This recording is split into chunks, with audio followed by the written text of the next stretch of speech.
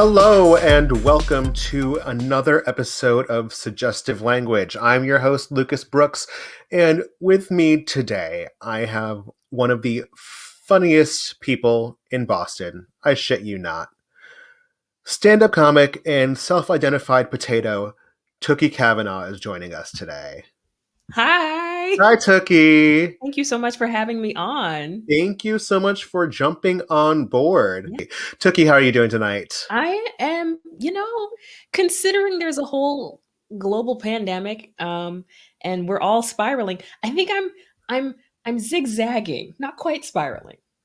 Spiraling is a word that has resonated with me a lot. So zigzagging, I that sounds a little more fun.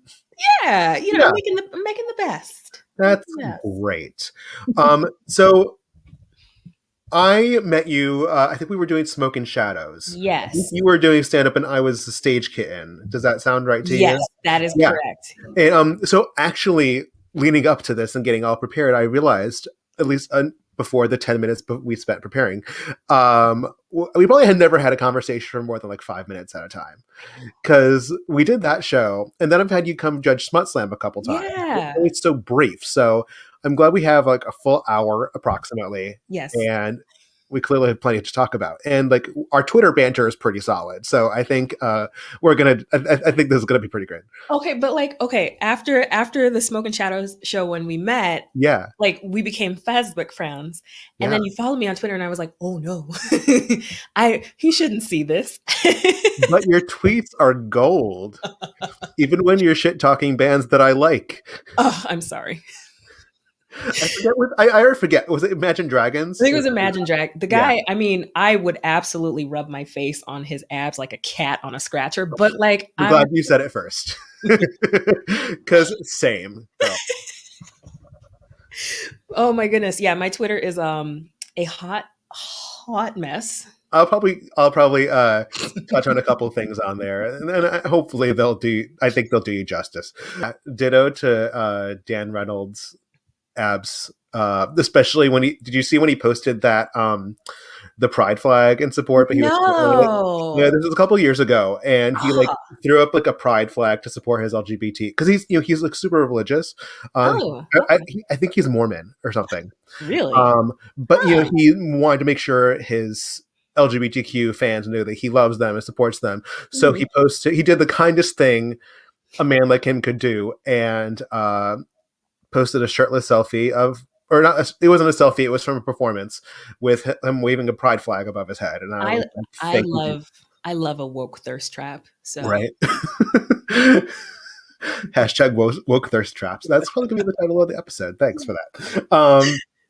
So yeah, you're zigzagging, but you're keeping pretty busy from what I can tell. Is that right? not on purpose. You look like you're doing a lot on the internet. Like you've got the rehash, you've Yeah, got yeah. um you've done some digital stand up, Yeah. and has that been serving you well? It was sort of a necessary evil. So it's been over a year and I'm just only recently getting accustomed to the size of my forehead on camera. You know what I mean? Like I can't it's an adjustment because I'm accustomed to being on stage and having a physical connection with the audience. Like I'm kind of nuts in that like I make direct eye contact with audience members at times. That's a So hard thing to do. it is. It is. I host burlesque shows all the time, and I'm always like looking at the tops of people's heads. Yeah. Yeah. No, I'm like right? And a lot of times I love to pick out the one dad in the audience who's like, Yes. right? I'm like, why are you front row? I'm gonna stare right at you while talking about systemic racism. But Yes. but Ooh. but yeah, like I knew if I wanted to keep going with comedy that I would have to pivot. It was sort of inevitable in that regard. So when people were like, I'm doing this online thing, I was like, okay, here we go. Comedy over Zoom. And I think if anything, it has helped weed out a lot of unnecessary fluff from any material. And I think I can't speak for every comic, but I will say the beauty of um, writing jokes for the screen is that they have to be jokes, because you see a lot of people who are all energy, no punchline. And Mhm. so people are, watching you on a screen, and you can't just sell a joke with your body anymore because it's just this. Mhm. So you actually have to write material. And I think pivoting to Zoom has helped me like really fine tune a lot of stuff that I was working on stage, and also write new stuff specifically for the camera and like about the whole pandy. So Andy. the pandy, you got to make it fabulous. Yes. So yeah, so it was kind of like, you know what, I have to pivot, because this is what people are doing. And I also um want to find any excuse possible to not leave my house and still get paid. I like your use of the word pivot in that situation. It's very fitting. Mm. So I have been a very bad supporter of the arts, mostly because I just don't. I haven't had a lot of money to spend, and I Yeah, want to yeah. support my friends. So, like, I haven't attended a lot of digital drag comedy, burlesque. Like, it's always I always want to, and then I forget it's happening, and I'm Mhm. like, oh, zoom in on my empty wallet. So when you're doing stand up virtually, you say it's like neck up, and that's about it. Yeah. So, do you have any like oral oral as an AURAL response from people watching, or are you just hoping that they're laughing and not knowing? Oh, okay. So the first couple times that I did Zoom shows, they were very surreal because it was essentially um, talking, ranting into the ether. Uh, like people didn't, it wasn't customary at the time to turn on your camera and maybe have your mic on. So, yeah, like the first couple of shows I did, I was like, oh, maybe this is what being a YouTuber is like. You're just talking to the camera, like, and if the joke catches, the joke catches, but you don't know if it landed. Um, and then after, I want to say maybe like August ish, because lockdown, at least in Massachusetts, started mid March. Mhm. So I'm going to say around August ish is when it started to become customary that people would at least have their cameras on. And hosts would then occasionally ask people to unmute themselves, but sometimes that would be risky because you don't know what's going on in somebody else's background. And Uh-huh. I've had a couple uh, uh, uh, uh, mm, a couple Mhm. inadvertent heckles that I've had to address. Oh. Yeah, like not at me, but just kind of like, like did you turn the stove off? Like kind of, and I'm like, tell Philip, tell Philip that gas is not cheap. Fracking is bad, but gas is not cheap. Make sure that shit is off. So like I've had to occasionally address the inadvertent heckles from unmuted people. But when you have Zoom shows where people are like, "Hey, I want to sit in on this. I'm focused on the show," like a few people will unmute, and it is nice to see. Like it's weird. It's you see a laugh and you see people, but there's no sound. So That is trippy as hell, I'm sure. it's so weird. So for the few people who do unmute occasionally, like to hear the haha behind the Muppet mouth is reassuring. And I've learned to get over the delays that could occur with an online show, because on stage you're used to a line landing and that's it. Online, it's like you don't know if somebody's using RCN or Comcast. Not that I judge, but you don't know who's late on what bill, and if they're in it, and whose hotspot they're borrowing, right? And if there's going to be a little lag. Oh, yes. So it's yeah. I'm getting the feedback now. I think too because more and more people are just at home. They're more accustomed to online webinar controls, and stimulus checks went to paying for some internet. So so the feedback and that oral feedback, as you call it, like, yeah, it exists and it's a little less weird now. Good. Yeah, I can confirm. I hosted a couple of digital burlesque shows last summer, and I can confirm it feels like being a YouTuber. Yeah. But at least you know someone's watching Yeah. in that moment, Yeah. which does add anxiety, but also a healthy amount of pressure. Because I've spent many hours talking about sex toys to my laptop, and then going back and having to like endure watching it again and finding the good nuggets that didn't suck. Mm. Yeah, it felt like that. Felt like that. Mhm.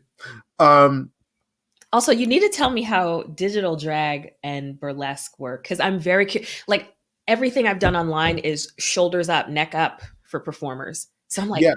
how do So we see some full screen titties? I so a lot of it. So I can say that I know that like the Slaughterhouse Society has been doing a lot of really epic burlesque shows Mhm. digitally, and a lot of it comes out more like filming a music video than doing Oh. an act on stage. Oh. Um, and that's been a really interesting take. And Yeah. I've seen. I haven't actually attended a proper digital drag, but I did get to see. Do you know Champagne? I do not. I wish I knew more drag performers around town. So Champagne did a this is like my favorite use of Twitch ever, and I probably have to get them on and talk to them about it. But they did a show. I don't what was called. It was like it was like a night of 1,000 champagnes or something. But it was just like a show where they sat and talked about digital drag acts they had done throughout the lockdown, and they Mhm. hosted a show of them doing drag acts. And a lot of it is like, getting like a shiny backdrop, setting Mm. up the camera and lip syncing to whatever it is you've prepared. And they also did one where they had someone film them.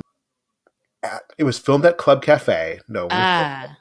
now. Basically, it was a reinterpretation of Robin's video for Call Your Mhm, mhm, Girlfriend. mhm. And um, they had someone filming them like in the round, and it was really cool. Oh, that sounds So there's awesome. actually a lot of really awesome options for the way burlesque and drag have been utilizing the medium. Yeah. I did one digital burlesque show, and I sort of took that music video approach, but I didn't really have like the quality setting to do it. So I'm kind of like, okay, that happened. I could do better next time. But yeah, people are getting really inventive with Mm. it, and that's great. Like I personally just got so depressed at the idea of not being on stage for so long, I kind of just shut down.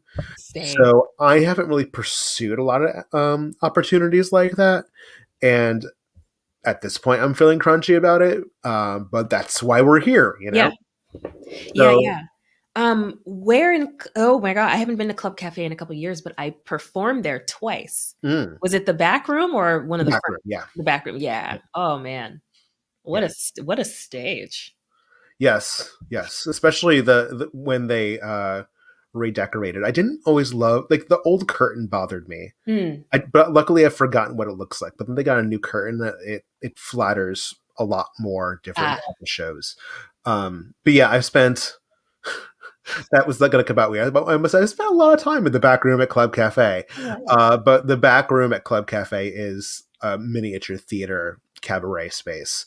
And a lot of local burlesque troupes use that space for such things. And like, little cabarets and mini musicals happen there. And it's the dance floor on the weekends. And for some reason, every time I'm rolling out my suitcase leaving that space, the boys waiting to lining up to dance glare at me. And I'm like, I'm making room for you. Don't hate. Yeah, Well, that's I what I mean, think of Club Cafe. do I need to like okay, so it's against Twitch's terms of service to threaten violence, but let me know if I need to give anybody a strongly worded handshake. Okay, on the face. Yes. I'll let you know when you should wake up and choose violence. Thank you. Uh, no, like I mean, this comes up a lot of conversations lately, but the Boston gay scene has been very unfriendly, and I'm very disenchanted. Mm. But enough about that. Um, I have a question for you that I've wanted to ask a long time, and I was saving it for an opportunity like this. Tell Uh-oh. me about your self-identification as a potato. I'm brown and I have eyes.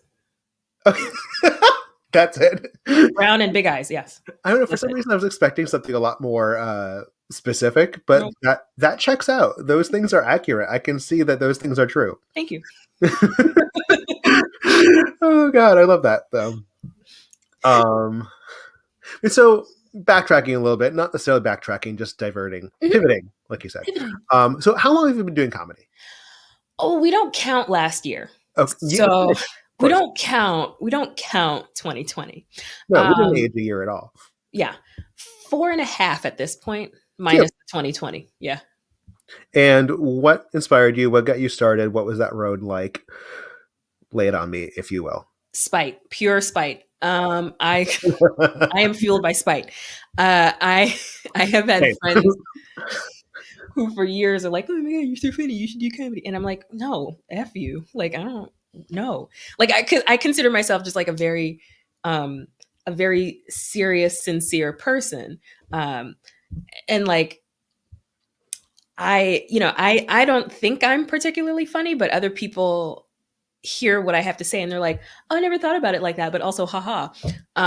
So so one day I managed to reconnect with an old friend of mine because he worked at I started a new job and he happened to work in the IT department in that job. And he was like, "Yeah, I do comedy with like a group of my buds from time to time." And I don't know if you or any of our viewers would be familiar, but there was for like a hot second on Monday evenings an open mic at the bottom level of Tasty Burger in Harvard Square. Oh my God. I don't think, I mean, I have been to the bottom level of Tasty Burger in Harvard Square. I did not know that there was a comedy thing happening there. Yeah, for like a hot second. It must have lasted maybe like 2 months tops. Oh, okay. That's why I didn't know. Yeah. Great. But he happened to. That's one of the open mic spots that he happened to go to, and so I tagged along, and I was watching person after person go up and eat shit, and I was like, oh, I can eat shit too. Okay, let's try that.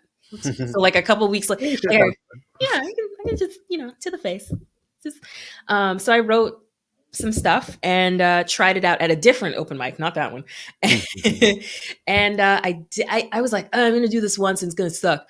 But I didn't hate it, and I was kind of mad at myself. I was like, oh, I was supposed to hate this, but I didn't. And sometime later, yeah, ended up just getting booked and busy. I was like, oh my god, people actually enjoy what I have to say. I love that for you. Thank you. And you did a residency at, Yes, uh, I'm drawing a blank, the place, the comedy studio. Comedy Studio. I was like, the Yes. place with the laughs. Yes. Yes. That place is like an institution. So like any comic who's worth their salt knows about that place, and that's like nationwide, basically. Mm. Um, so yeah, I mean, it started. The space now is a little changed due to COVID. They kind of had to convert into. They went on hiatus, obviously. And then they had to add food so people can eat and have a reason to be open. Mm-hmm. That whole thing. Yeah. Yeah. So there are no shows, but like Oh, they but you have can go there and eat to keep them alive. pretty much. Okay. I'm Yeah. for it. I'm for it. They have a beautiful new that's the beautiful new space, but for the longest time, for 21 years, they were they were operating in the attic of the Hong Kong restaurant in Harvard Square. Oh, I know that one. Yeah. Yeah. Yeah, and it was bizarre because like the first couple times I'd gone to just kind of observe the show and meet the host and owner of the club. Like I hung out and like helped break down a couple tables after the show, and then and I never put two and two together that was Hong Kong for for some people, like the dance club.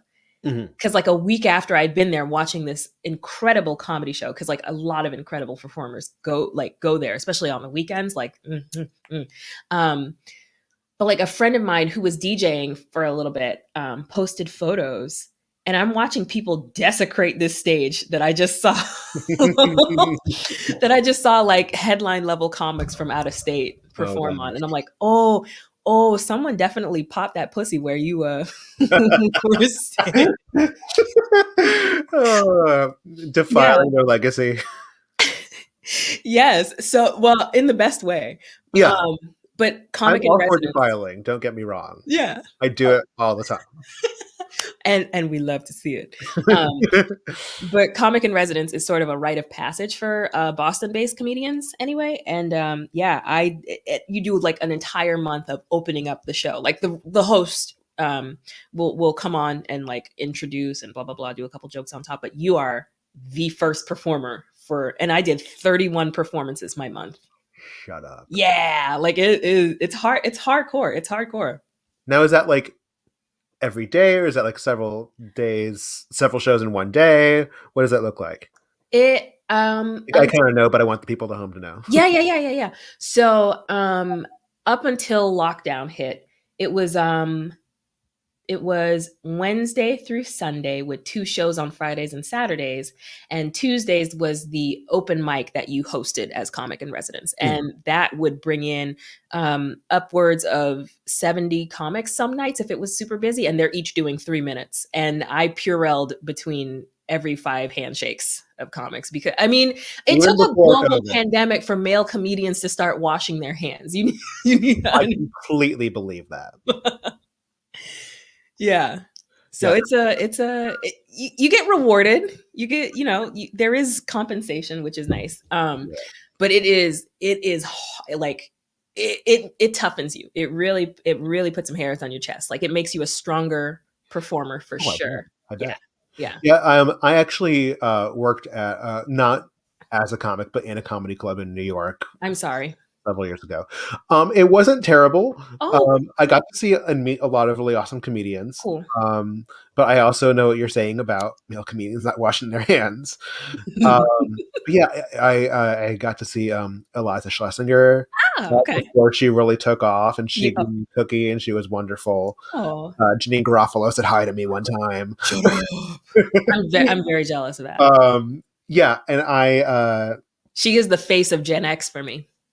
I can In get like that. in like the best way, you know? Yes. Oh, absolutely, absolutely. Yeah. Um, and yeah, so just sharing with you because I feel like it's appropriate. Like, I've never done stand up, but 2020 was the year that I was going to start trying. I think I saw you post about that, and I I've was like, probably talked about it quite several times. I know I broke a promise to myself in 2019. So 2020 was the year I was really going to start trying. And I actually started writing jokes, and then I'm like, oh, well.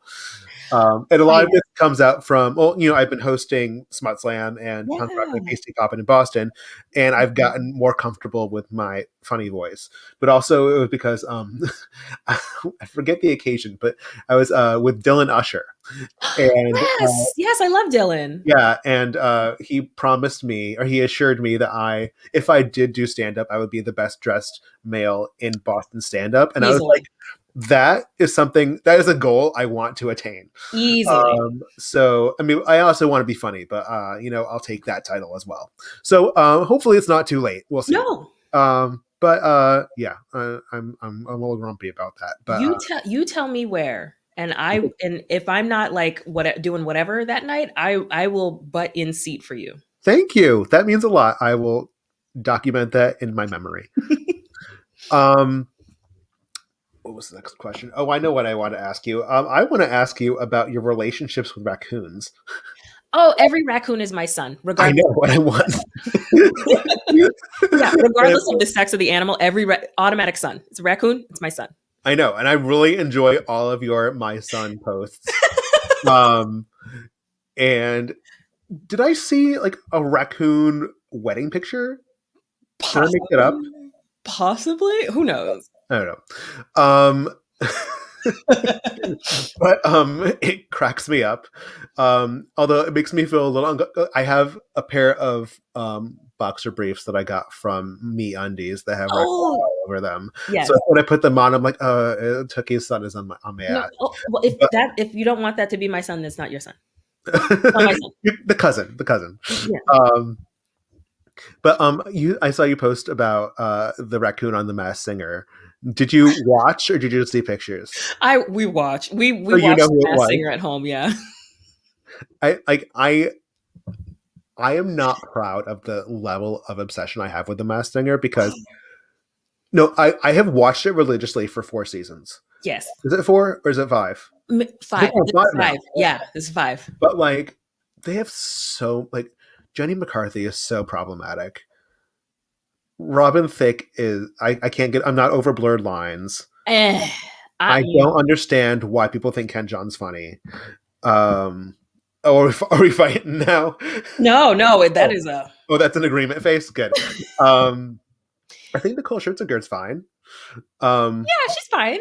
I like Niecy Nash better than Nick Cannon. Oh, really? Yeah. Yeah. Yeah. I can. Yeah. Yeah. But also like when the raccoon in his final performance was extremely creepy.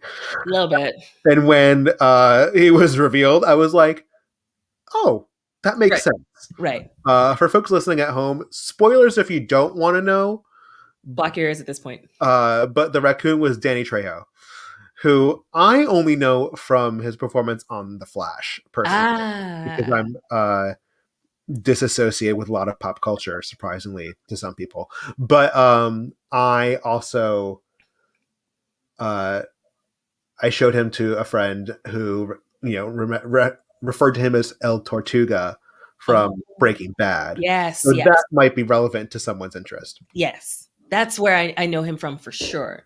He's one of those people whose voices I recognize right away. Like, I recognized Lil Bow Wow's voice immediately. He was a frog a couple seasons ago. I had never heard his adult voice. Ah. So, but like everyone was saying that, and I was like, I believe you. I have no better ideas. Let's go with that. Yeah. So I was like, okay, that has to be. I knew it was Little Bow Wow. Oh my gosh. As soon as he came out and frogged out that first note, I was like, that's Lil Wayne. And he got eliminated the first. Yeah, um, that tickled me a little bit in ways that fans might not enjoy. But yeah, as soon as he maybe. Go ahead, sorry. No, well, like I spent seasons 1 through 3 screaming at several of the judges, Mhm. mostly Jenny McCarthy, for not knowing their boy band members. Oh, because Yeah, because as soon as the rabbit, Joey. well, the first hit with the pop pop pop, I'll never forget. I was like, this is an NSYNC member. Mm, Is most likely Joey. If mhm, not Lance, Justin, or JC. mhm. I forget what Chris Kirkpatrick sounds like, but I think it's Joey. Yeah. And they threw some sort of body shaming comments about Joey Fatone in there, but like, and I was very uncomfortable with that.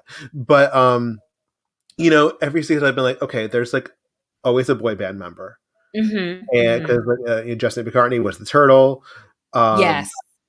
and then last season I let myself down so much 'Cause you because there was a big pink crocodile with a voice I've Yes! been listening to for over 20 years that I didn't recognize. But let me tell you, Okay. when someone is dressed as a big pink sparkly crocodile, you might assume they're of the LGBTQ inclination. So You might. I did. Ah. So I originally was like, okay, this is a homosexual. Which homosexual is it? And then like 2 episodes went by, or 3 even, when the crocodile referenced his little crocos, his kids. Now, Yeah. like, oh my god, Nick Carter posts selfies with his children all the time on Instagram. This is obviously Nick Carter. I've let myself down. My favorite terrible guest though was on season 2 when Robin Thicke said that he thought the turtle was Adam Lambert. Oh, why don't I remember? I think I blocked it out my memory. First of all, sounds nothing like Adam Lambert. No. Second of all, the turtle had just revealed that he was taking on a Mrs. Turtle. I don't need to say it. We all see why this is a problem. Yes. and then Yes. like a homosexual. Yes. I've What? never said this out loud to another human, so this is very therapeutic for me. Thank No, we're here for catharsis. you. Exactly. Catharsis is the game here. It's all we have in 2021. Um, do you have any other like Mass Singer moment gems that you want Ooh. I'm trying to think. Oh, when they that I to? Oh, forget which judge said this, but when they guessed Lindsay Lohan for the Ladybug, but it was Kelly Osbourne and she was big mad. That was funny to me. wait, why was she big mad? I mean, I can think of plenty of I think reasons. they were feuding back in the early 2000s at I some mean, point. that was my guess. I Yeah. don't always know these things. I was really mad at myself for not guessing Kelly Osbourne because that was kind of like right on the tip of my tongue. Ah, Um, I but I didn't was actually I couldn't surprised. get it. Yeah. You didn't? No. She fooled me. And also I just haven't thought about the Osbournes in decades. Right. Well, yeah, that's All also shade, the whole thing. Sharon. But also like season one, I was crushing it. Like Mm. as soon as I saw the poodle walking across the San Francisco street on a rainbow, I was like, that Margaret Cho. Yes, yes, yes. I definitely figured out Margaret Cho very early on. And I was very proud of that. And then like the Raven or the Crow, I don't remember which she was, but it was Ricky Lake. I no, I didn't get her at all. Well, at the end of her first hint, I remember she said, "Don't cry, baby. This one's for you." Uh, That's the Masked Singer character voice, how you yes. like it. And I was like, okay, this is someone who was in a John Waters movie, probably Crybaby. And Mm. I've heard Ricky Lake sing. I mean, granted, the only reason I've heard Ricky Lake sing because I haven't seen Crybaby was because when the remake of Hairspray, the musical Yeah. came out, and at the end they did "Mama, I'm a Big Girl Now" with Ricky Lake, Melissa Jared Whittaker, and Nikki Blonsky. Mhm. That's what I know Mhm. Mhm. her voice from, and it sticks out for me. It just feels very specific, and I really like her voice. So I was like, that Ricky Lake. Yeah. I think early on too, I knew the Night Angel was Candy Burris. Mostly, I don't know Candy's oeuvre from working in Xscape, her girl band from the 90s, but I watch a lot of Real Housewives Yeah. and I knew that voice. See, my thing, I did not recognize her voice, and I did not think it was her. Ah. But also she did the rude thing where she faked a British accent at the beginning. Oh yeah. Um, so that was a thing. And I was definitely guessing a lot of people who were not like nearly as famous as her, but I was like, I don't know. Mhm. But my connection with Candy Burris is that probably 10 years ago now, that was probably around when Real Housewives of Atlanta was a thing, right? Because they're on season 13 now. Oh yeah, yeah. Oh yes, Yeah. they were around. Um, yeah, I don't pay attention to the Housewives at all, so I don't know. Which is that is a good choice. You're making good choices. I'm proud of at least that choice in life. But I was working at a sex shop in New York when she released a line of sex toys. Oh, bedroom The candy or whatever. Bedroom Candy, yeah, with Yeah. collaboration with Oh My Bod. Shout out to Oh My Bod. So she had all of these lovely little sex toys that looked like makeup Yeah, tools the and lips. I whatnot. remember them showing the lipstick vibrator on the show. That was a hot seller. Really? Oh my god, so many people wanted that because vibrators that look like lipsticks are very popular, but Really? that one was good. Huh. Like it was reasonably strong. It was had a silicone tip. You Mm. could plug into the USB to charge it. This is the shit I'm nerdy about, folks. In case you're new to my life, See, I'm very much like in the I don't know much or of anything about any of that stuff. But like what the first time I judged Smut Slam and you were like explaining one of your sex talks and you were like, "Oh yeah," and then we fisted a bucket of Crisco. I was like, "We're in each other's lives for a reason." The universe absolutely brought us together for a reason. I'm gonna put a pin in the bucket of Crisco because I want to finish the Candy Burris topic Yeah. because I got a little bit more, but I will explain that for the Okay. people who are just thrown through. We're just thrown through a loop. So my favorite moment about the Candy Burris conversation was, we had little signage that talked about, oh, it's the Candy from the Real Mhm. Housewives. Mhm. And I had not put together that she was Candy from Escape. Yeah, yeah. And my coworker really like blew my mind when she was like, "Yeah, this is my second favorite accomplishment of hers after writing No Scrubs." And I was like, "What?" And then I remembered she was the one who had the song that "When you're out in the club, don't think I'm not." About I was me. like, "Oh my god, Yeah. Black Candy!"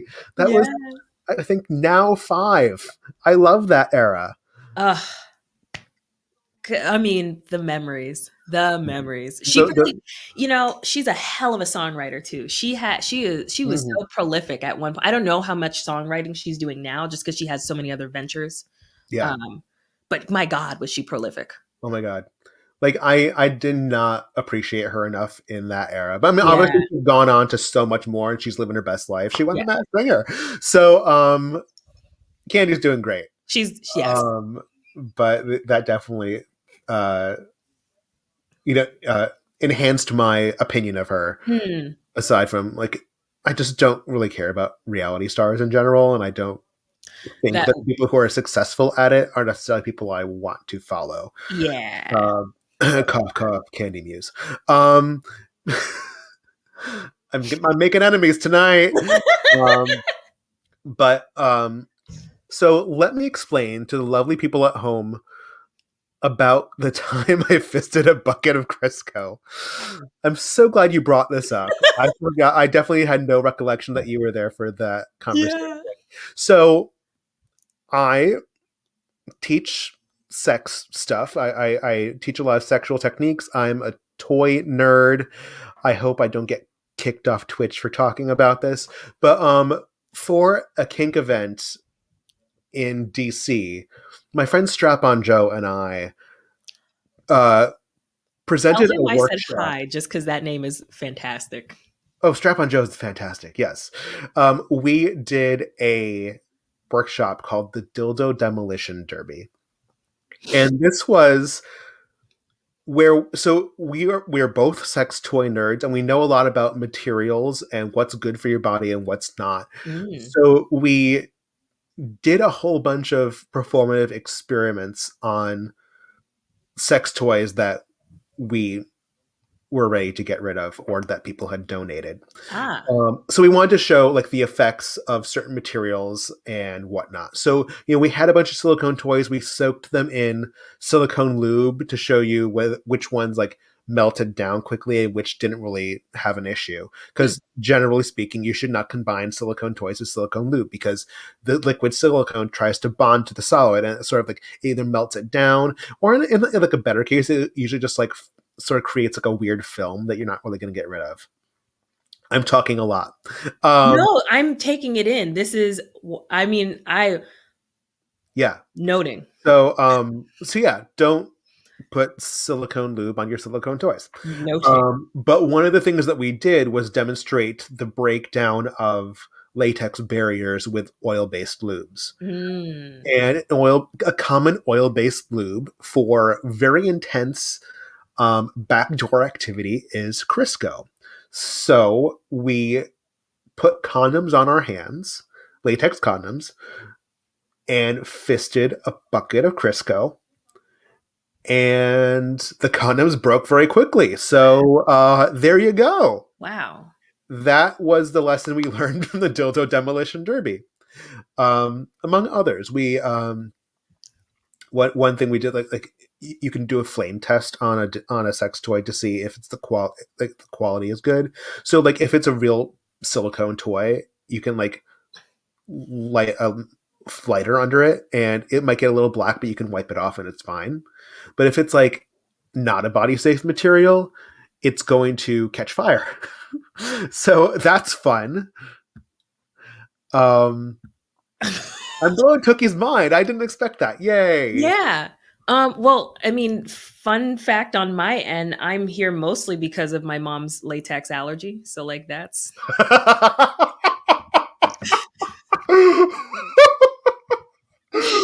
Oh my god. we're sharing. Oh my god, I was not ready for that. That set me. Thank you. Sorry for all the ears I destroyed at home. Um oh, that's good. Trying to think if there's anything else good from the Dildo Demolition Derby I have to I share. mean, I love a learning moment. I genuinely do. So Like I I think would have you're right. never figured. I mean, because these companies manufacture things to insert. Yeah, Like, yeah, why would you make it not body safe? That's crazy. because they can get away with it. Ugh, that's Um, awful. and for a long time, a lot of sex toys were made of really garbage material, Hmm. and a lot of them still are. I had a moment recently where I was scrolling through a sex toy article, or like a listicle on BuzzFeed, and they were doing some good stuff. And then there was this one like realistic dildo from Doc Johnson. Don't buy from Doc Johnson, please. Like I was like, one of these things is not like the other, and I scrolled down and I'm like about to comment, but there was one comment on the article and it just says number 7 isn't body safe. I'm like, someone clocked it. We're good. I can maintain my reputation for the next 5 minutes at least. Um, but yeah, there's a lot of the more quote unquote affordable options are not great for your body. Hmm. So checking, and also a lot of companies have come up with like specifically Doc Johnson have come up with these you know new labels for the toys that make you think it's good stuff, but Yeah. like Silagel, which has nothing Okay. to do with silicone. So they're Um, vegan leathering the materials. I think in a more harmful way than vegan leathering, but yes, please, if you're going to buy a dildo, make it silicone because it's good for you. Mm. Mm. Mhm. Okay. And I really think just about any reasonable toy um, has silicone on it somewhere, unless it's a metal toy. Those are great. Oh, I was just about to ask you because, like, I've seen metal. I've Yeah, well, 'cause, for seen. Smut Slam, we're sponsored by Enjoy, who only makes stainless steel toys. So you've Ah, probably seen plenty there, at least. okay. Hi, enjoy. Um, I'd yeah, call it a product if I had one handy, but I think they're yeah, excellent. was it one of the prizes from Smut Slam? That Oh, there's the prize from Smut Slam is always, or the fuck bucket prize is yeah. always. So I should talk about Smut Slam since we're talking about it. I don't want to leave the listeners or viewers abandoned. So when life is normal, as I say, I host a monthly storytelling night. I host the Boston chapter of a monthly storytelling night called Smut Slam, which is a dirty storytelling open mic Very good where time. You should go.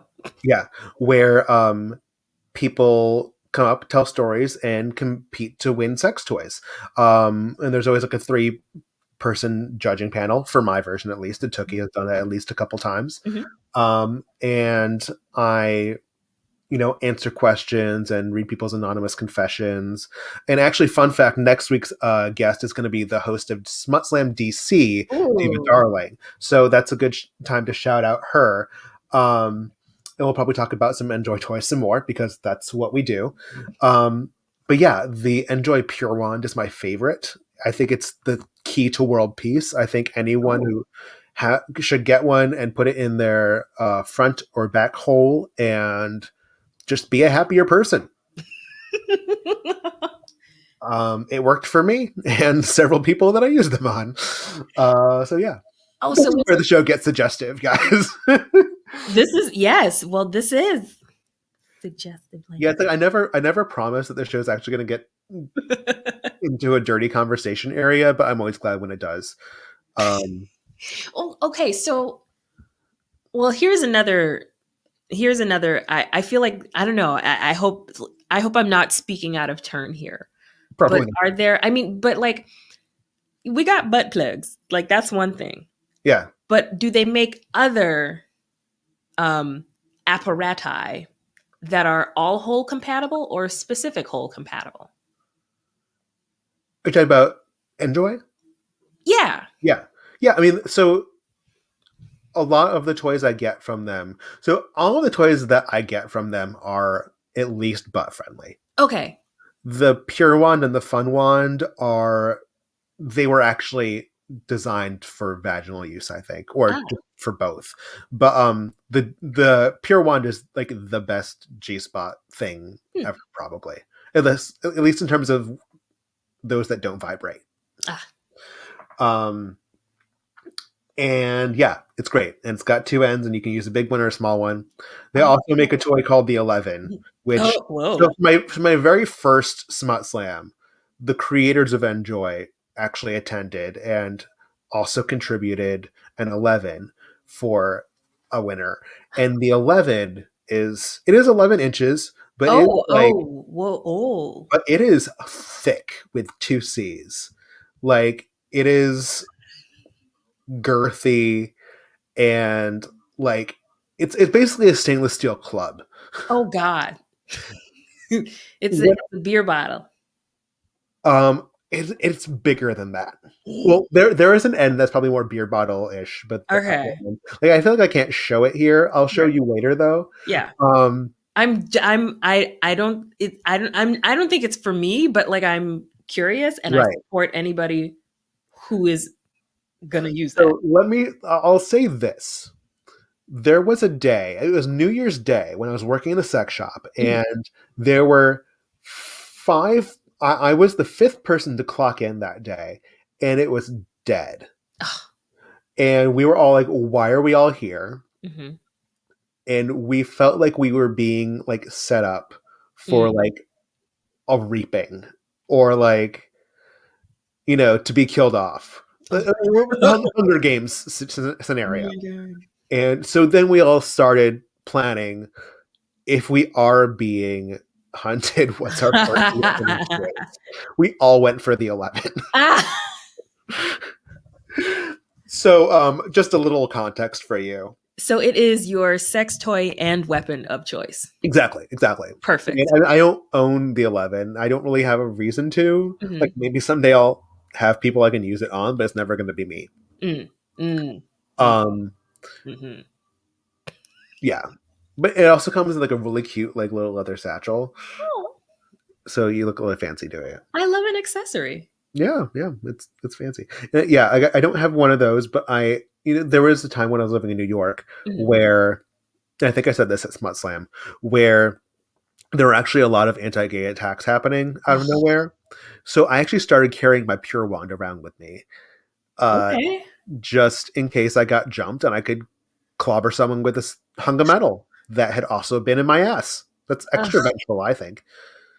It just makes me sad. Like, what does anybody gain from being homophobic? What is the I don't know. point? It was really weird. Like I think I'm, I tried to put a lot of it past in the Yeah, past, of course. but I think there was a lot of speculation that it was people who were not New York locals who were Mm. trying to intimidate the local gays. Right. Ugh. And I mean, it was only like a couple of weeks where it was bad, but like Yeah, yeah, yeah. it was a scary time. So, metal dildo. Here I go. Yes. Yes. Yes. I support a strongly worded handshake with a With a metal metal dildo. dildo. Oh my god. I fully support that. Oh god. I'm glad we agree on that. Also, I mean, is this a safe space for me to talk shit about straights? Yeah. Okay, because I like, mean, as long as we agree that there are some really awesome straight people out there. yes, but like the rest of you, stop it. Stop being terrible. Oh my god. Okay, I'm gonna. This was not part of my agenda, but I feel like you need to know about this because Okay. it's like the straightest and whitest thing I've ever seen. So I used to walk dogs in Charlestown, Mhm. um, over by the Bunker Hill Monument, Mm. which is a very white place in itself. Yeah. Um, Yeah. it's yeah, it's where a lot of like it's like not a suburb, but like the suburban people live there. Like all of the come wintertime, you'll see tons of blonde women wearing that one long black Canada Goose coat and the same hat with a fucking pom pom on top. Yeah. So that, um, but in the warmer days, there was at Bunker Hill Monument. So for all the young moms, the new moms in the area, there was a stroller based aerobics and bar class. Oh god. So, they would be Okay. doing their bar activities, like using the strollers as the bar. I And they would like jog in circles, pushing the strollers. with the babies in it because I. Yeah, yeah, the babies were in them, Oh. and they were all wearing their Lululemon, and I would just sit there with my dogs and be like, "This is the highest quality of entertainment," but that's not a compliment. Mm-mm. Mm-mm. Oh. I felt like that was something you need to know about, and I hope you don't hate me for sharing it. Absolutely not. I need to go investigate this for myself so I can write about it. Yes, yes. I figured it would be of use to you in some Thank capacity. you. Thank you. I I can't get it out of my head. That is I I saw it wouldn't a be able to couple unsee times. that either. Yes. Well, okay, because you've had the misfortune of seeing my social media, and I think I I wouldn't call it misfortune, but you can keep saying that if you like. but I got a targeted ad at one point, and this is before I made it a thing on my show. But I got a targeted ad for a doggy stroller, and Do and I you was have a like, dog? What? Do you have a dog? No, Okay, no. My that's parents, good. we have dogs at my parents' house, and I grew up with two dogs. But Okay, there's yeah, that's fine. but our place is it says no dogs on the lease. I mean, Hate that for you. I know, but Unless you doesn't don't really say care. doesn't say no raccoons. I know my rights as a That's the ticket. this is my in. Um, but I got a targeted ad for a little doggy stroller, and of course the photo of the demonstration for it is a white lady with a little white doggy inside the dog stroller, Yeah, of course. and I was like, and at the time I had attended maybe 2 or 3 Pilates classes, Oh so god. so like of course Big Brother was watching, and I posted it, and I was like, what kind of bourgeois white woman life am I living to get this targeted ad? And my dear friend Angela Sawyer had seen this and was like, yeah, a group of these is called a Jamaica plane.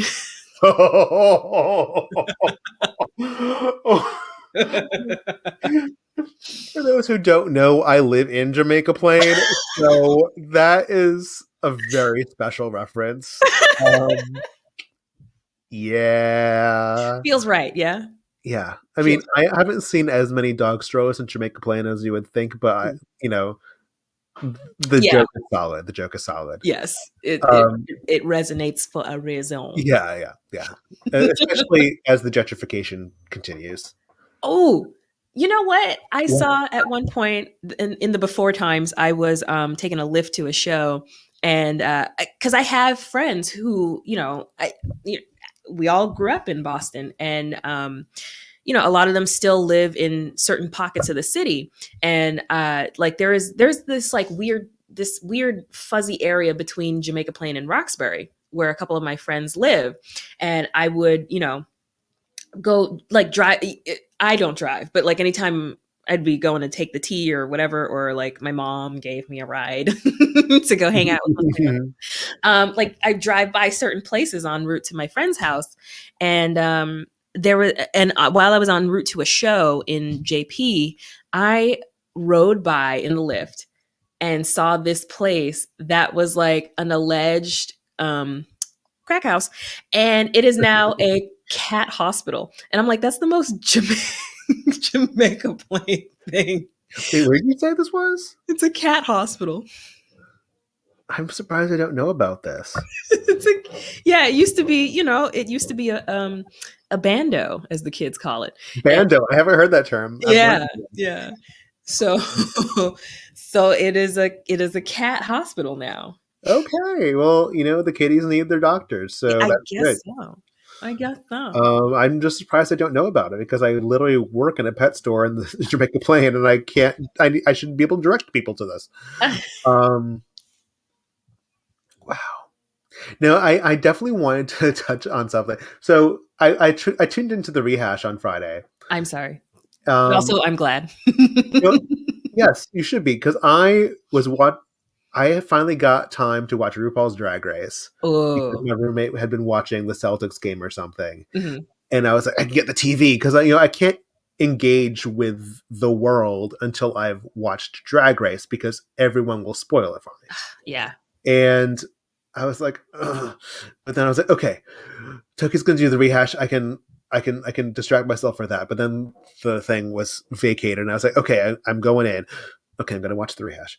I literally paused Scarlett Johansson to watch you. Okay, I am honored. I am honored. Oh my I gosh. would appreciate that.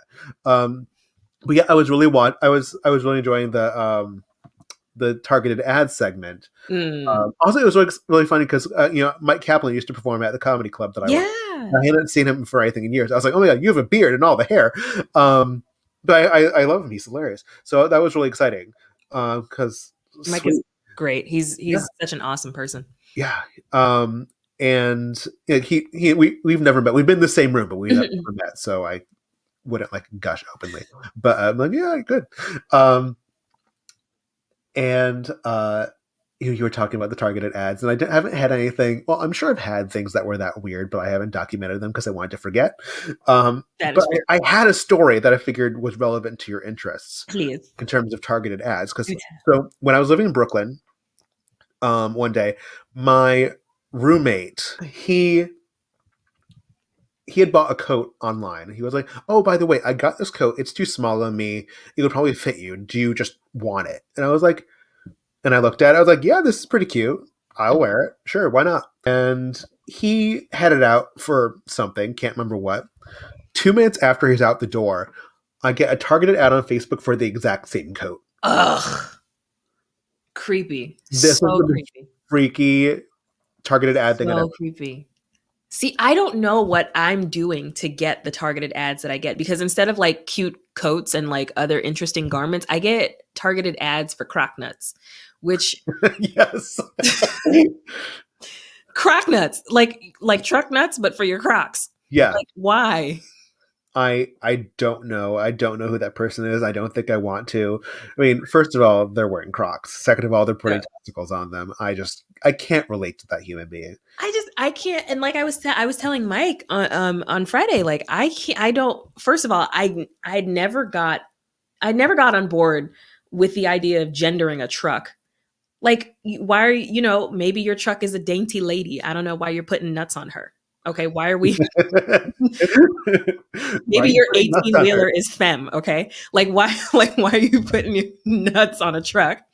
I mean, it doesn't surprise me that a lot of truck owners would identify their truck as a dude. Uh, Although it's quite the opposite of, when ships were ladies. mm-hmm. Which is equally awkward, but in a similar vein, I think. Yeah.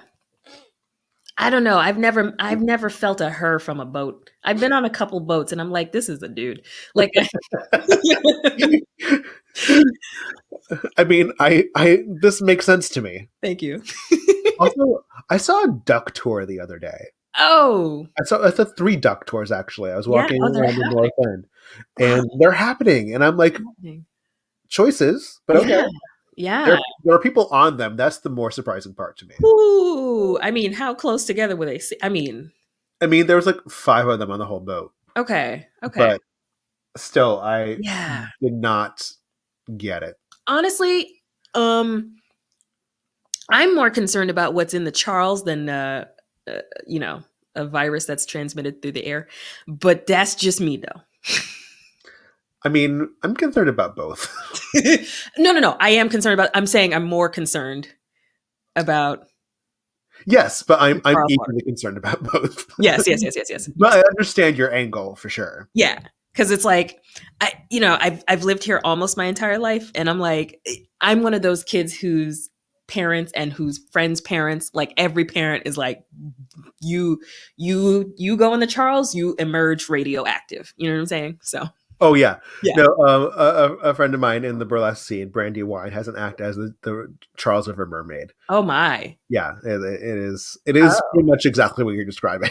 Okay. Okay. I'm not wrong. Yeah.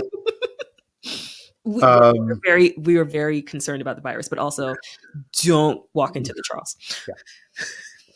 Yeah. The instinct has never been there. I'm sure it will never arise. I choose ignorance. Yes, that is bliss.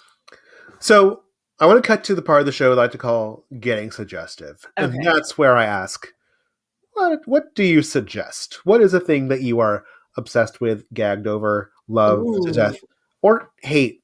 I don't know. Ooh. Something you want to talk about. Because we have already gone over the Masked Singer and fisting Crisco and crock nuts, but I think there's room for more. What am I obsessed with? Oh my goodness. Like what I try to keep up with what's going on in the world. I was Um afraid you were going to say the Kardashians. I'm glad you didn't. oh. I Mm. figured you were not the type. Thank you. Thank you. I that's a high compliment. No, but I'm not above watching trash because I have for a long time loved to watch this show on Lifetime, which is poison for women's brains. Don't do it to yourself. Called Married at First Sight. Oh, Yeah, that sounds terrible. it is. It is. But like I'm a big proponent of black love and positive portrayals of black couples and relationships. So every now and then there are some couples that are like, what are you doing? But they do pair black couples who do work. And it's always a joy to see those couples work out. But then there's some mess, and I love mess, in the words of Marie Kondo. So Yes, indeed. Yes, indeed. so if I have the time on Wednesdays, I will like tune in, and sometimes I live tweet episodes Oh, because good to know. yeah, because it is it's real bad. Oh, yeah. This season is like a fiery hot mess because a lot of the couples are lacking chemistry. I think there's one couple that is working, and they are an interracial couple. It's a black woman and a Dominican man, Okay. and they don't really mix couples too often. Hmm. They don't really do a lot of mixed race couples. So it's not, I think maybe my personal agenda, being that I'm the product of a swirl myself. Um, don't look at me like that. It's a good thing. It's a good thing. I promise you. But yeah, but it's nice to see, a couple that has different backgrounds and doesn't share very much culturally, but they can still come together and actually fall in love and really, pair well. So I appreciate that this season they're mixing it up. But there's this one couple. Oh my god. Mhm. Oh my god. Okay, it's a mess because this girl is.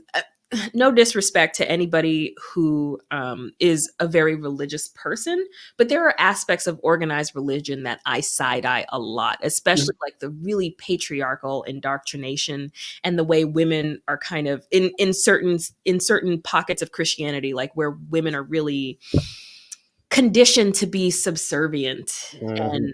and just like, I gotta bend over backwards for my man, and this is how you keep a man. And it's like you are so much more. There's so much more to your identity than to how you than how you relate to a man and putting yourself in a position where, like, this whole being submissive to your man, submit to your man mentality. I'm very by that. I don't right. But there is a woman who kind of, I wouldn't call her a pick me, but she is so in love with the idea of being in love and Mhm. has this very idealized image of marriage and marriage in the way that her church kind of conditioned her to believe what it was. And they paired her with this absolute whoo, whoo, whoo, Fuckboy? the worst. Because the whole time during the screening and casting process to get on this show, it was revealed that he was shtipping his ex fiance on the side, and by the time it was like a week into the arranged marriage, he had found out that she was 6 weeks pregnant, and I know, scandal, and on top of that, like, he is colorist swine, and I, as a beige, can't necessarily speak too much on the issue where I ugh, it's a tricky conversation, Mhm. but colorism is a scourge, Mhm. and it saddens me that it's just one of those nasty byproducts of white supremacy that kind of plagues the community. And this guy and the woman that they set him up with is like, she's beautiful. She's so beautiful, and she has gorgeous, like, dark brown skin, and she's a pretty lady. Oops. What was that? Did you hear that? I think my computer cussed me out. That's neither. No, but my can you hear me? Yes. Can you hear does it sound different? No. Okay, because my microphone moved a little bit and the lights went the light on it went weird. Oh, okay. Um No, I can hear you. You're actually a little crisper. oh, okay. Well, hopefully nothing is ruined. Okay, cool. Fingers crossed. Fingers crossed. So yeah, they paired him with this really beautiful. I personally think she's very beautiful. But she's dark skinned. Mhm. And at one point he had him meet with his he had her rather, he had all three of them meet with the baby mother, who is a very different looking woman from her. Mm. And I was like, ugh, this guy is gross for a lot of reasons. This guy is gross for a lot of reasons. And then it was revealed a week after that, that without even consulting her as his wife, because it's supposed to be a partnership, that he Yeah. went and bought a brand new Benz for this woman so that she didn't have to take Lyft and Uber for her, with the baby. And it's just like, it's mess. It's mess. That's very mess. It's mess. And we all, for anybody who's watching this season of Married at First Sight, we are all, well, not a lot of people are rooting for Paige anymore because people are like, why are you going back to this man? Leave him. Leave him. But we all want better for her. And Chris is swine. So I've been keeping tabs on that because it's just mess. It's mess. And I want the women on that show especially to just do better. Absolutely. Yes. Absolutely. Your face your face hearing that. Yeah.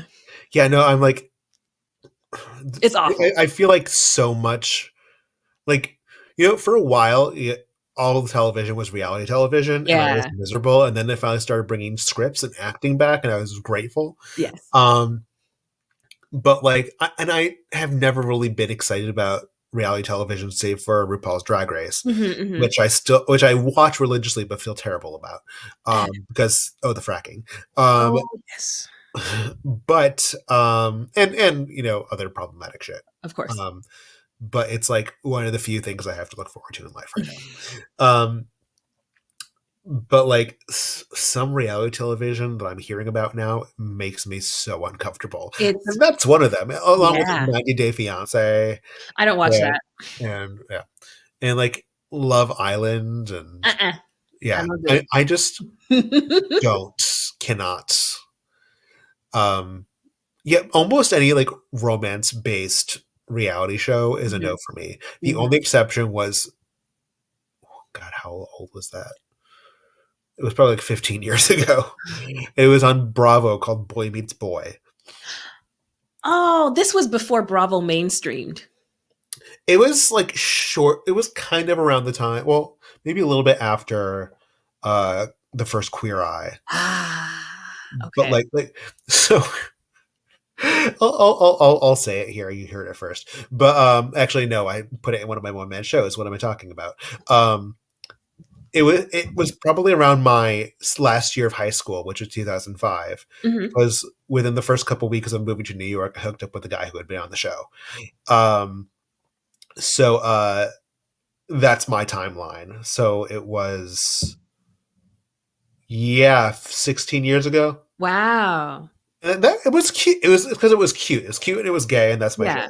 Yeah. Aside from that, the only like gay dating reality show or gay representation I'd seen on reality television was MTV's Next. I was just about to say that because the Next Bus. Oh my God, the Next Bus. There's so I don't know if they do that still, but I feel like there's still so much. I feel like it comes up so much still, and I'm like, why are we still talking about this? Can't we get over it? Because the gays were always the really, really mean ones. Like the guy that they were trying to date, he like the other dude would get off the bus, he'd be like, next. And I'm just like, stop making us look like assholes. I mean, a lot of us are assholes, but like some of us are not, and Oh, the Next Bus. Yeah, I mean, there are a couple stills from the show that have resurfaced on the internet, and they're never not like they're never not hilarious sometimes. Like, this is Chet, and he's really in like he's really into snakes. And then like all the competitors on the bus, like not reading each other, just insulting each other Yeah. grossly. And like I hated it. But I watched it so much because it was the only gay representation I saw at the time. Oh, that's so messed up. That is so, I think, well, I mean, would you say TV is doing a little bit better? At least a Oh, little? overall, yeah. Okay. Like, I mean, we have more like I like that we have more wholesome reality options, such as Mm. Nailed It, which I really love. Yeah. We have really high quality like scripted shows. Mhm. Like the superhero content's so good right now. Ooh, have you watched The Boys? I have not, and Oh, okay. well, it's on Amazon Prime, is that It right? is. Yeah. That's why I haven't watched it. Yeah. That's yeah. I But I mean, I'm behind, but I really like The Flash. mm, I really liked WandaVision. I haven't I taken the love it. plunge with Falcon and Winter Soldier yet, but it's on my to-do list. Yeah. Um, but you know, I mean, I haven't watched it, but you know, we have quality shit like the Queen's Gambit now. Like, you know, there's just like a lot more effort being put into Yes. making the show good, and I'm Yes. as an actor and as a writer, am really pleased to see that because I was ready to give up in like early 2000s when, or probably late 2000s when Yeah. it was all American Idol and Uh, Real Housewives. yeah. I permission to say like my one problematic thing of the show. This Granted. is what I do. I'm wildly problematic. It took me a while to get on board with The Mandalorian Okay. until maybe like the 8th episode of the first season, which is pretty deep in the Which season. is like the last episode. Like second to last. Like it took me a while, and it wasn't until that moment in like one of the deep episodes later in the season when Baby Yoda started choking bitches that I was like, okay, I'm into this. And then it turns to find out this heifer's transphobic, and I was like, yes, Baby Yoda. Oh yeah, yeah, This yeah. is who we choke. Yeah, no, I mean, I liked it initially. Eventually, I liked it a lot more. Mm-hmm. And of course, you know, Baby Yoda helps. Yes. Something cute always gets me through. Yes. I I tried my hand at a gay meme from it that didn't work out, but there was an episode. Did you watch all of it? Yeah. There's an episode early in the second season where there's like the spider things in the cave, Oh yeah. and Ooh. there was the giant spider things jabbing its stinger thing through the screen. I didn't like that. And That was creepy. no, That's no, so but I scary. definitely shared a video of it, and it was like bottoms after the lockdown. Oh um, it didn't work. It didn't turn out as well as I thought it would. I might try it again though. Um, anyway, I should show my getting suggestive before I run out of voice no. Oh yeah. juice. But this might be relevant to your interest. You might be ahead of me, or you might hate my taste. But I actually watched it for the second time last night, and I still lolled. It's on Netflix, London Hughes To Catch a Dick. Ooh. Have you not seen this? No. Oh This yeah, is news for me. so she's a Black British comedian Mhm. who moved to LA in February Oh, of 2020 or this of year? 2020. Oh my god. So she was all like ready to live her best life, and Oh no. Poor baby. yeah, but she'd been doing really good. She has so many great stories. I think you'll Mhm. really enjoy it. There's a few things on there in terms of like generalization and sex between Yeah. people that I don't agree with, but I think they're funny. Mhm. Kind of like how there's a lot of Margaret Cho stuff that I can quote word for word and laugh my ass off, but don't agree with as a sex educator. Right. Um, but the hard part for me is like so the whole thing is produced by Kevin Hart. Like he Oh wow. heard about her and really wanted to see the show, and eventually he's like, I'm going to produce the show. But like, also I feel like she refers to herself as comedy Beyonce, which I think Okay. is apropos, but also as the female Kevin Hart. Mm. And that bothers me because she is funnier than Kevin Hart will ever be. Well, I mean, you didn't hear it from me, but all energy, no punchlines. So Yeah, exactly that. So I mean, she has the energy of Kevin Hart, but mhm. she has more. She's more clever. She has more structure. Mm-hmm. Um, so I'm like, I mean, I'm sure that's part because he is her producer and he hooked her up. Yeah. But also, I'm like, girl, you're better. I mean, I generally always believe women are funnier. Oh yeah. I mean, Um, like Margaret Cho was the first stand up I ever watched. My yeah. mom introduced me to Margaret Cho. And then and since then I'm always like, the female comics are always the funniest. The only exceptions I think are, well, once upon a time when I said Eddie Izzard, but Eddie Izzard identifies as female now. Yes. Um, Robin Williams Mm-hmm. and Guy Branum. Guy Branum's great. I love Guy Branum. Guy Branum He is followed me great. back on Twitter recently, and I lost my shit. He hasn't engaged with me at all, but I was like, I'll take it. I'll take Yeah. No, take the follow. That's a no. Take the win. Take the win. Take the win. Yeah, so that's my bragging right for the day. But yeah, Tookie, I think you would really enjoy To Catch a Dick. To Catch a Dick. Okay. Okay. I mean, it's weird because it's a stand-up special that was filmed during COVID, so everyone in the audience has the masks on. Yeah. Oh. But like, it's really well executed, I think. Okay. Oh, also, have you watched Michelle Buteau, Welcome to Butopia? No, but I know that she's also so fantastic. This one I've watched like 3 times probably now. I maybe should have picked that one. I like both of them so much. So I will take listeners, viewers, please, and Tookie, please indulge in both of these and tell me how you feel. Because, it's women of color in comedy who always need your love. And I like that stuff a lot. The only people who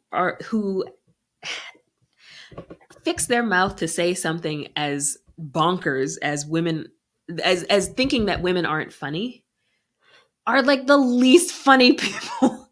Are the like people with the worst taste, the least talented. Oh, yes. Like, how can you fix your lips to say something so untrue? Women are hilarious. Women are hilarious, and they honestly, a lot of times all they have to do is tell the truth because that's the way life is. And women, gays, and then a few straight guys. That's but like, I'm not referring to anyone in particular. Don't get mad at me. Unless I like actually actively come for you. Well, I think that is a sufficient amount of show.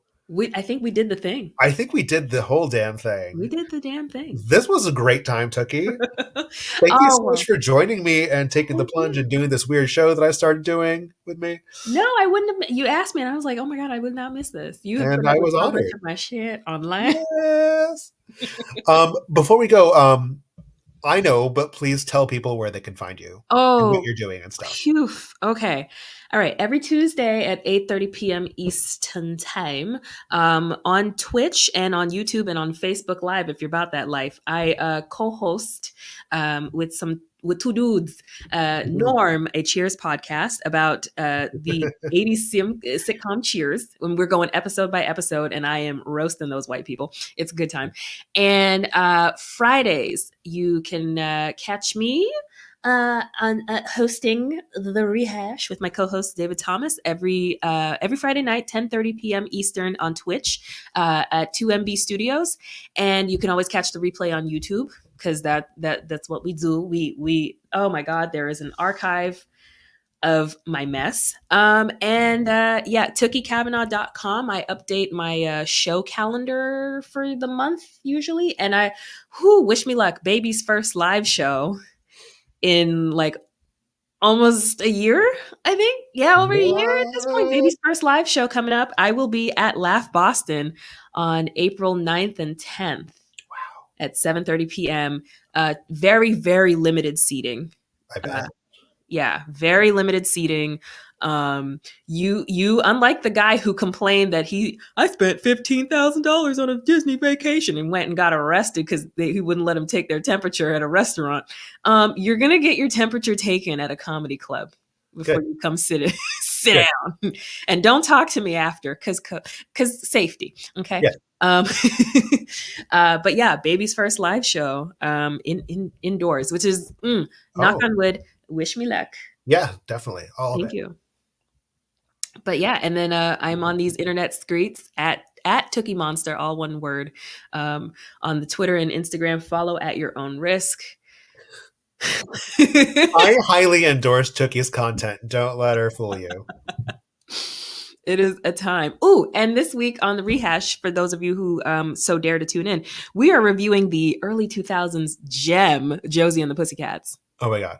This might not be in the ears of people by the time before that happens, but we'll see what I can do.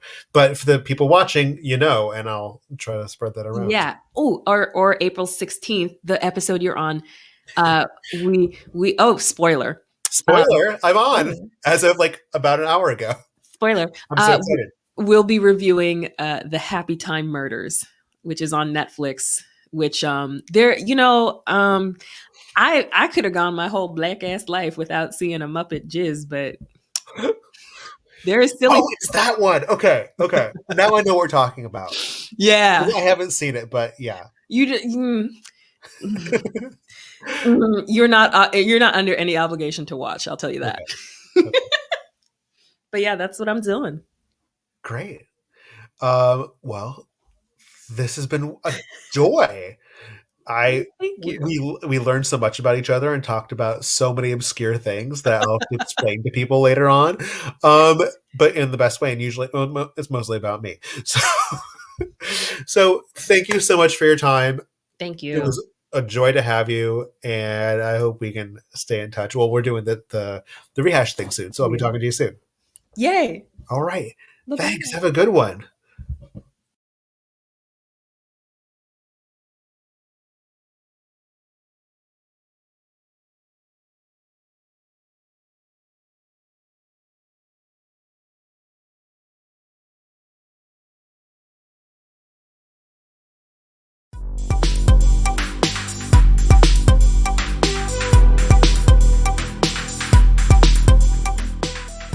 Hey, thanks so much for listening to Suggestive Language. If you had a good time, please hit that subscribe button and tell a friend or two.